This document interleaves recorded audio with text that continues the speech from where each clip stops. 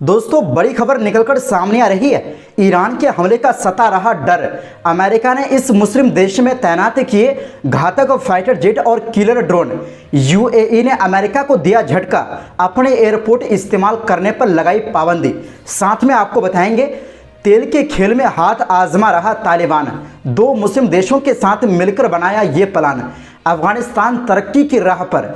तो दोस्तों, सभी खबरें फटाफट हम आपको कम समय में आसान भाषा में एक एक करके विस्तार से बताएंगे, तो आप मेरे साथ इस वीडियो के आखिर तक बने रहिए।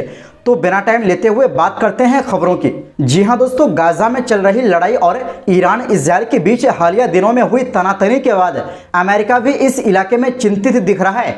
ईरान के आक्रामक रुख और क्षेत्र के बदलते हालात को देखते हुए अमेरिका ने अपने लड़ाकू विमानों, सशस्त्र ड्रोनों और दूसरे एयरक्राफ्ट कतर में तैनात करने का फैसला लिया है। यूएई और दूसरे खाड़ी देशों से ये जेट कतर में ट्रांसफर किए जाएंगे। इससे अमेरिकी सेनाओं को फिर से इन हथियारों को तैनात करने की अनुमति भी मिल जाएगी।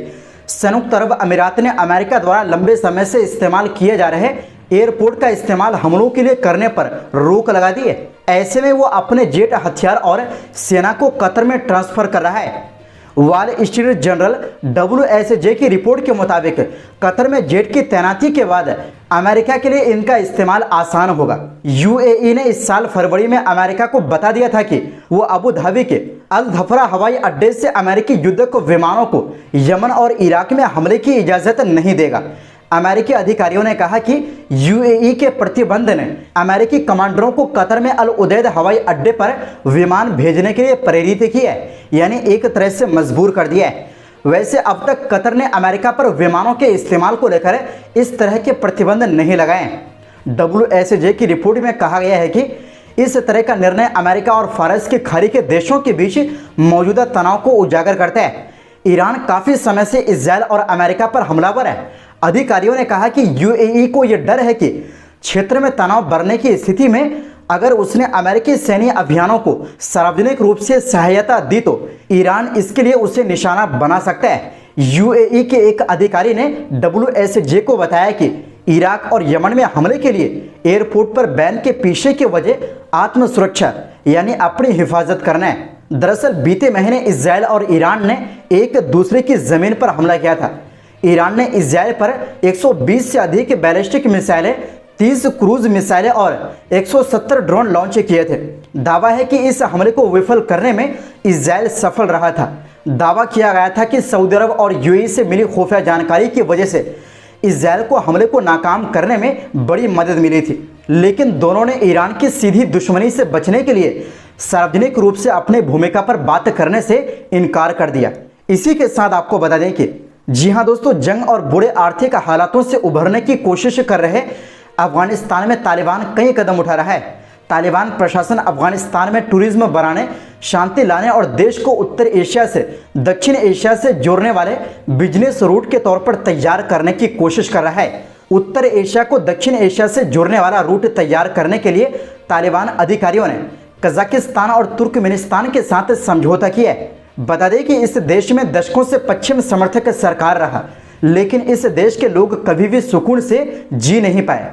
लगातार बम धमाका होता रहा, लेकिन जब से तालिबान की हुकूमत आई है तब से इस देश में अलग तरह का माहौल बन गया है। अब तालिबान अफगानिस्तान को तरक्की की राह पर देखना चाहते हैं, जैसे कि अफगानिस्तान का करेंसी ही जबरदस्त कामयाबी हासिल की है। पाबंदी के बावजूद तालिबान जो नए नए कदम उठा रहे हैं उसे देखकर अमेरिका समेत पश्चिमी देश भी हैरान है। दरअसल देश के कॉमर्स मिनिस्टर ने बताया कि तालिबान ने पश्चिमी अफगानिस्तान में एक लॉजिस्टिक हब बनाने के लिए कजाकिस्तान और तुर्कमेनिस्तान के साथ मीटिंग की है, जिसका मकसद युद्धग्रस्त देश को रूस से दक्षिण एशिया तक तेल सहित क्षेत्रीय निर्यात के लिए एक अहम लॉजिस्टिक सेंटर बनाना है। पिछले हफ्ते तालिबान के मंत्री नूरुद्दीन अजीजी ने रॉयटर्स न्यूज एजेंसी को बताया कि 6 महीनों की बातचीत के बाद फैसला लिया गया है कि तकनीकी टीमें हब की औपचारिक योजनाओं पर 2 महीने के अंदर एक लिखित समझौता तैयार करेंगे। इस हब के निर्माण के लिए तीनों देश निवेश करेंगे। हालांकि विदेशी फंड के बंद होने और देश में पड़े सूखे के बाद सवाल है कि तालिबान कैसे इस बड़े प्रोजेक्ट पर अपना हिस्सा लगाएगा। दरअसल कजाकिस्तान और तुर्कमेनिस्तान ने इस बात को माना है कि अफगानिस्तान अपने लोकेशन के हिसाब से रूस को एशिया से जोड़ने के लिए सबसे अच्छा मार्ग है, यानी रास्ता है। अफगानिस्तान में इस हब के निर्माण के बाद चीन, भारत, ईरान, पाकिस्तान और यूएसएसआर को आयात निर्यात में बड़ा फायदा मिल सकता है। इस मार्ग के जरिए तेल, कपड़ा, मसाले, सूखे मेवे आदि के व्यापार को बड़ा फायदा होने की उम्मीद है। दोस्तों, चीन और ईरान की दोस्ती किसी से छिपी नहीं है।